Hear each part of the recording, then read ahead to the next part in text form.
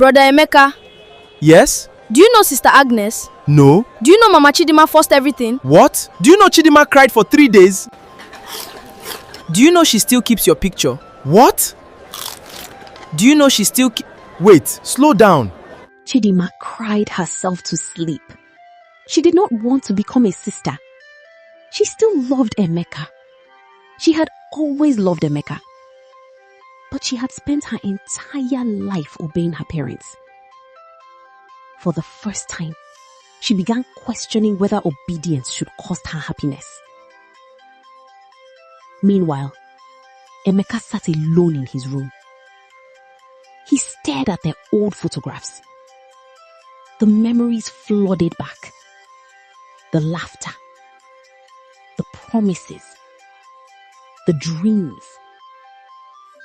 Then he remembered her eyes. Those were not the eyes of someone who had stopped loving him.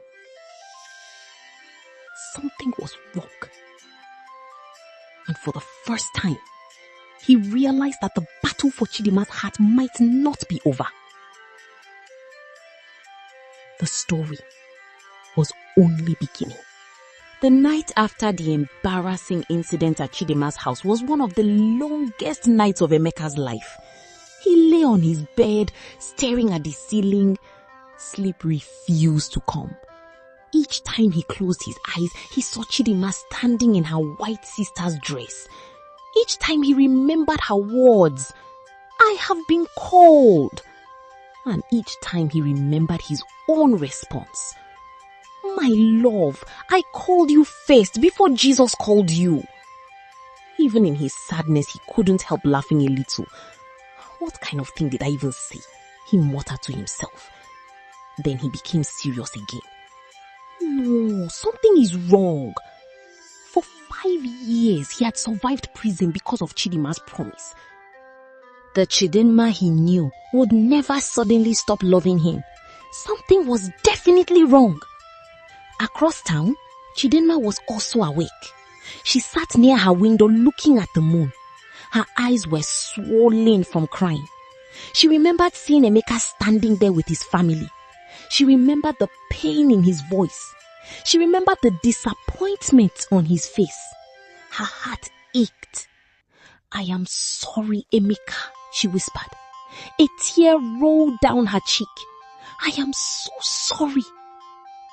The following morning, preparations continued for Chidinma's final religious training.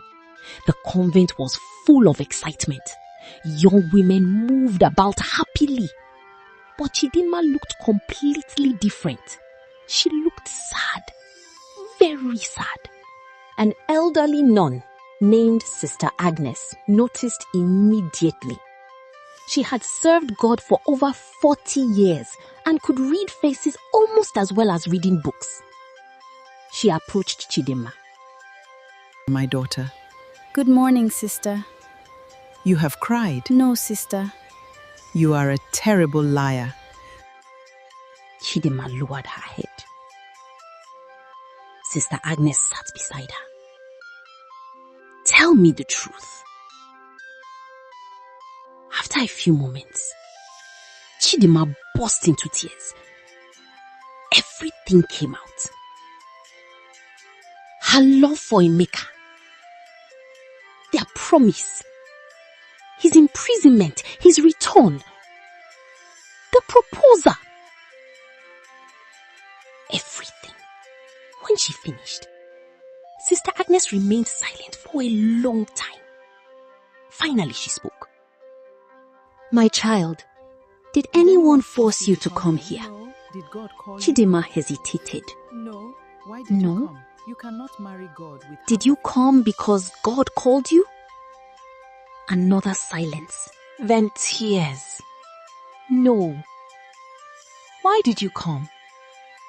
"Because my parents wanted it." Sister Agnes sighed deeply.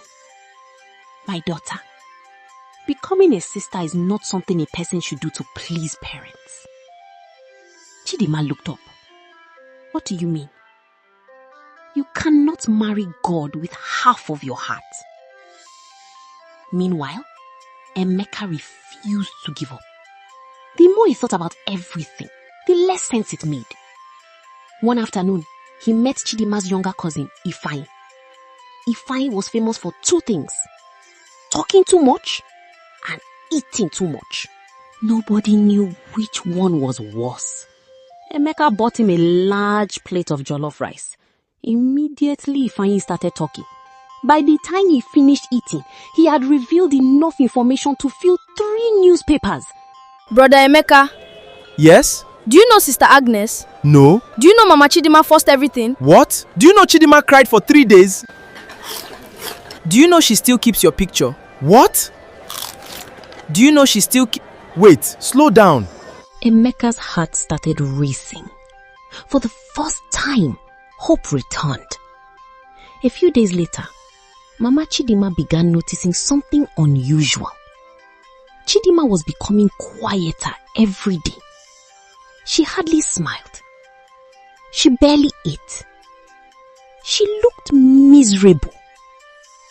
One evening, her father finally spoke. My wife. Yes. Are we sure we are doing the right thing? What do you mean?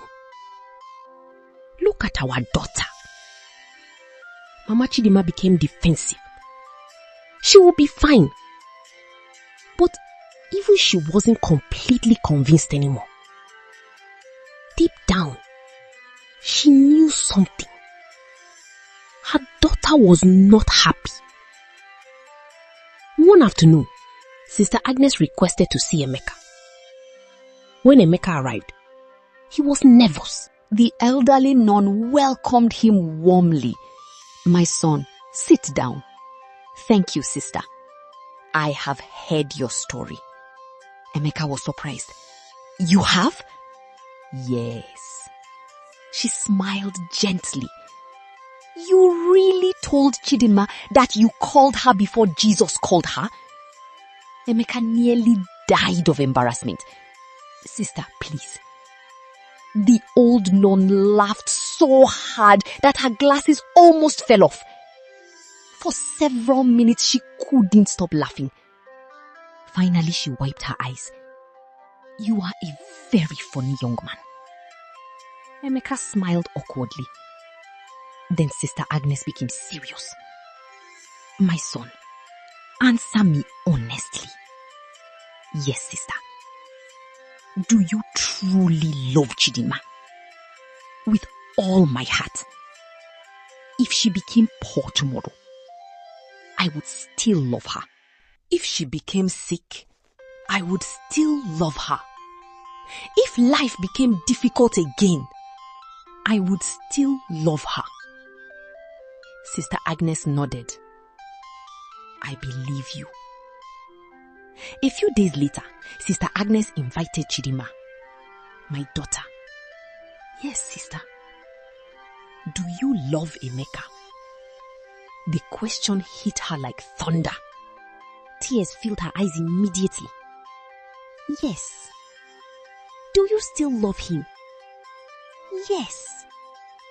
Do you want to marry him? She nodded. More than anything. Sister Agnes smiled. Then she said words that changed everything. Then stop living somebody else's life. Soon, a meeting was arranged. Both families gathered. The atmosphere was tense. Very tense. Even the ceiling fan seemed nervous. Nobody spoke at first. Finally, Sister Agnes addressed everyone. Today, Chidinma will speak for herself. The room became silent. Chidinma stood up slowly. Her hands trembled, but her voice remained firm. Mama, yes, I love you. Tears appeared in her mother's eyes. Daddy, yes, I respect you. Her father nodded. Then she took a deep breath. But I do not want to become a sister. The room froze. I want to marry Emeka. Silence. Complete silence. Even the wall clock seemed shocked. Tick, tick, tick. Nobody moved. Then suddenly, Mama Chidinma started crying. Not from anger, but from guilt. I thought I was helping you. I know, Mama. I only wanted the best for you. I know. Mother and daughter embraced. Soon, everyone else started crying too. Even Emeka's uncle cried. Nobody knew why. He just saw everybody crying and joined them.